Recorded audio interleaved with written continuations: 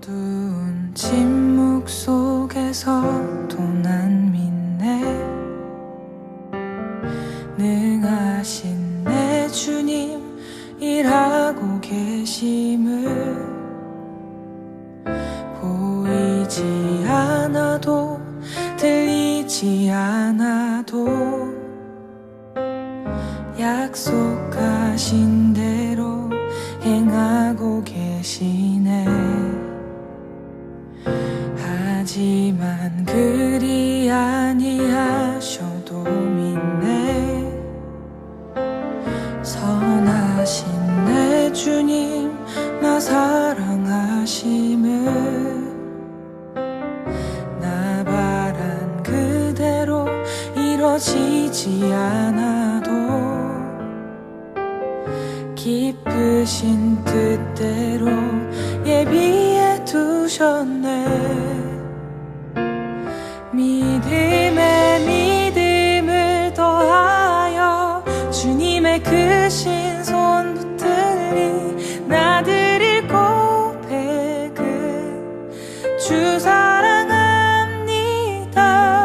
마침내 주 얼굴 볼 때에 그 품에 가득 나은 길이 나드릴 고백은 주 사랑합니다.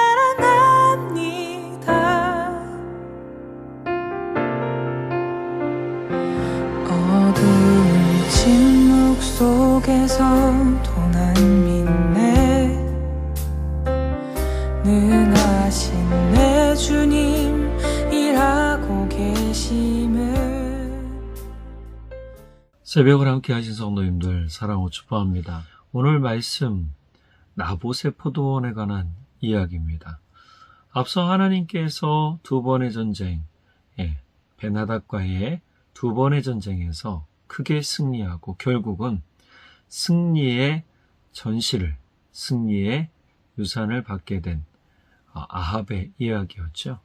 그런데 여기서 아합이 하나님과의 가장 귀한 약속을 깨버려요. 사실 약속이라는 것은 개인이 생각하는 게 아닙니다. 하나님이 내가 여호와인 것을 알리라 라고 했을 때 하나님의 존재에 관한 확실한 믿음이 있도록 만들어 주겠다 하신 거거든요. 그리고 너희는 나를 믿어라 한 건데 아합은 그렇지 않았습니다. 결국은 자기의 꾀, 자기의 머리, 자기의 생각을 의지하면서 하나님과의 모든 약속은 잊어버리죠. 그래서 선지자를 통해서 하나님께서 아합의 미래와 북이스라엘의 미래에 대한 이야기를 알려주시죠.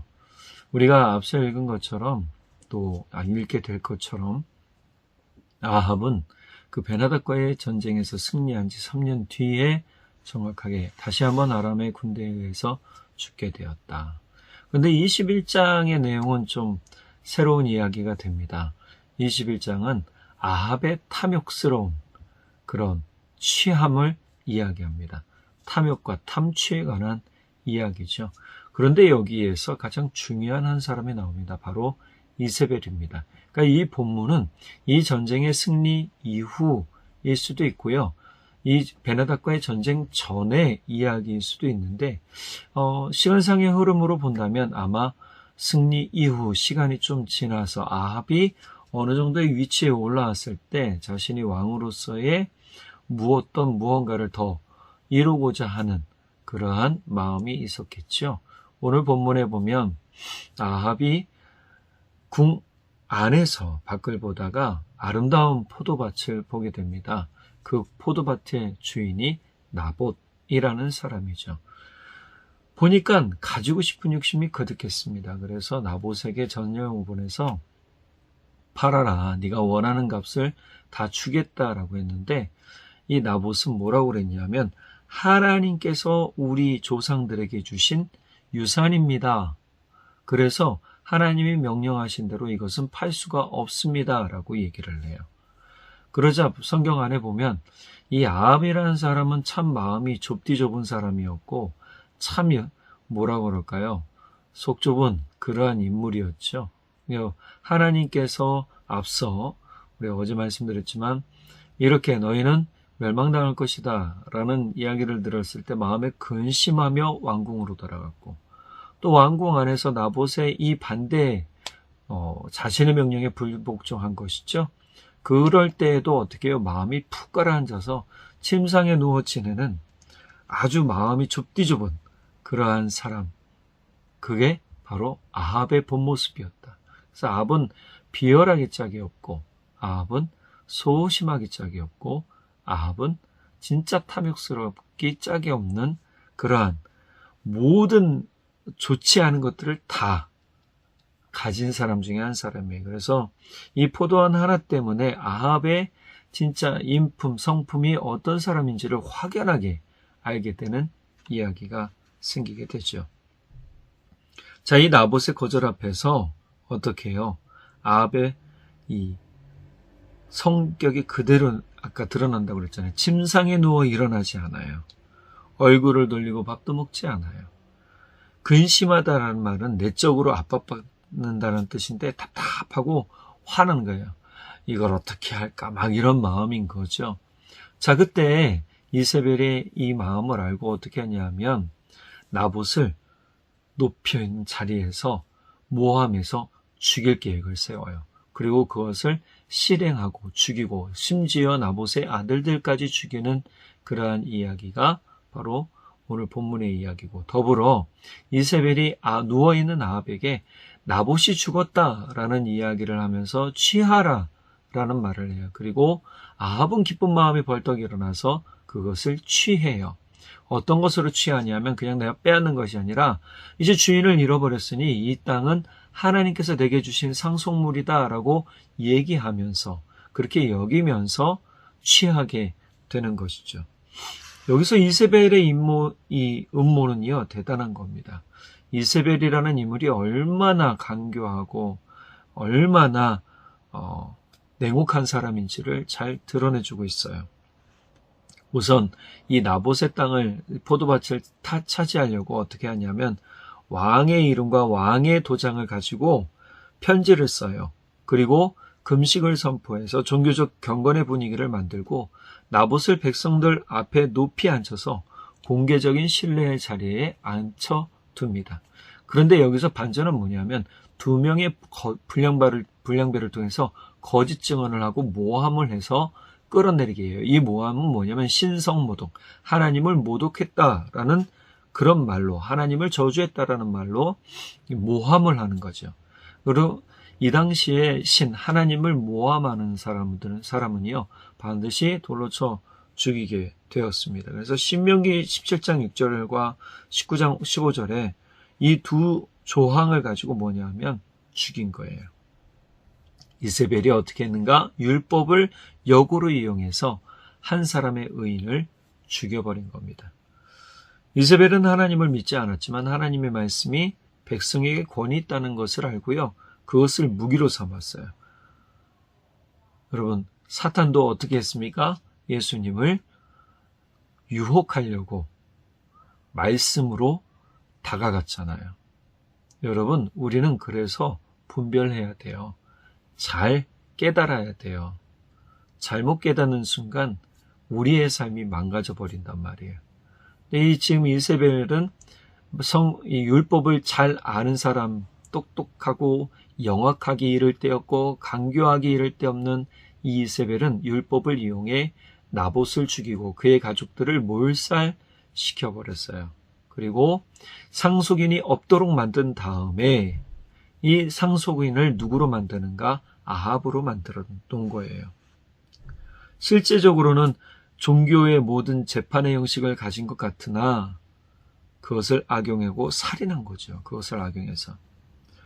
아합은 15절 16절에 보면 나봇이 성 밖으로 끌려나가 돌에 맞아 죽은 이후에 이 이야기를 듣고 한치의 망설임도 없이 나봇의 포도원으로 내려갑니다. 그리고 차지하게 되죠. 여기서 야라쉬라고 얘기를 하는데 이 야라쉬는 바로 상속받다, 소유하다, 정복하다. 그러니까 내가 불의의 값으로 이것을 빼앗지 않았다라는 것을 말하는 단어를 쓰고 있단 말이에요. 그런데 실제로는 어떻게 해요? 그렇게 상속받은 것처럼 위장해서 빼앗아 버린 거죠. 이세벨이나 아합이나 둘 다 강교하고 탐욕스럽고 탐취스럽기 이를 데 없는 아주 악한 사람이라는 겁니다. 16절까지 읽었는데 사실 17절 이후에는 이 이세벨과 아합에 대한 그것으로 인해서 하나님이 주시는 말씀들이 있죠. 우리가 겉으로 보기에는 악이 이긴 것 같습니다. 의인인 나봇이 죽었잖아요. 아합은 포도원을 차지해버렸습니다. 악하는 사람은 율법을 이용해서 모함을 했고 그 율법의 조항 때문에 결국은 죽게 되었죠. 하나님은 이것으로 이야기를 끝내지 않으세요. 17절 이후로부터 보면 엘리야를 다시 보내서 하나님이 보고 계셨다. 하나님이 판단하고 계신다라는 걸 알려주세요. 그래서 나봇의 피가 땅에서 하나님을 향해 울부짖고 있다라고 말하는 부분이 나오게 됩니다. 여러분, 이스라엘 백성들 여기에 이스벨의 편지에 또 아합의 편지라고 믿고 왕의 편지라고 믿고 이러한 종교적 행사를 하면서 이 죄악에 동조한 사람들에 관한 그러한 모두 죄를 진 사람들에 관한 것에 대한 경계 또 심판에 대한 이야기가 나온단 말이에요. 아합에 대한 하나님의 심판, 이세벨에 대한 하나님의 심판은 열왕기상 22장에 아합에 대해서 심판이 이루어지고 열왕기하 9장에 넘어가면 이세벨에 대한 심판이 이루어지게 됩니다. 오늘 이 본문이 우리에게 한 가지 질문을 던지고 있어요. 그거는 지금 나는 어떠한 마음으로 살아가고 있는가라는 겁니다. 욕심을 가지고 탐심을 가지고 탐욕을 가지고 살아가고 있는가? 아니면 하나님이 주신 은혜의 마음을 가지고 살아가고 있는가? 내 것보다 다른 사람의 것이 더 커 보이고 자꾸 비교하게 되는 건 우리 마음에 뭐가 있기 때문인가요? 네, 탐욕이 있고 탐심이 있기 때문이에요. 건강한 사람은 비교하지 않아요. 건강한 믿음이 있으면요, 절대 다른 사람과 내가 가진 것을 비교하지 않습니다. 바울사도 뭐라고 그럽니까? 내가 받은 은혜가 나에게 만족스럽다, 충분하다 라고 얘기를 하잖아요. 여러분, 다른 사람의 믿음을 보고 이 믿음 내가 본받는 건 당연한 거예요. 내가 믿음의 성숙을 이루어가기 위해서 그렇게 힘쓰고 애쓰는 게 굉장히 당연하죠. 그런데 중요한 건 이것이 욕심이 돼서는 안 돼요. 욕심이 되면 반드시 시기와 질투와 다툼이 일어나기 마련입니다. 그래서 그것 때문에 비방하고 싸우고 분열하게 되는 것이죠. 너의 믿음이 맞니? 나의 믿음이 맞니? 여러분, 우리 믿음이 그거는 사람의 생각의 판단의 믿음이고요. 진짜 믿음이라는 건 무엇입니까?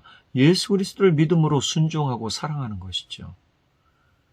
나봇은 전혀 그것이 없었고 이세벨은 더더욱 없었습니다. 우리에게도 지금 주시는 이 말씀의 은혜는 바로 그겁니다. 내가 탐내고 있는 것이 무엇인지, 또 그것을 얻기 위해 어떤 수단을 쓰고 있었는지, 그 결과로 누군가가 피해를 입고 있지는 않은지를 살펴봐야 되는 거예요. 내 욕심, 내 만족을 채우고자 다른 사람을 희생시키는 건 하나님이나 예수님이 원하시는 게 아닙니다. 그것을 강요해서도 안 돼요. 우리는 주님의 은혜와 사랑 가운데 그 일들을 사랑으로 잘 만들어 가야 되는 겁니다.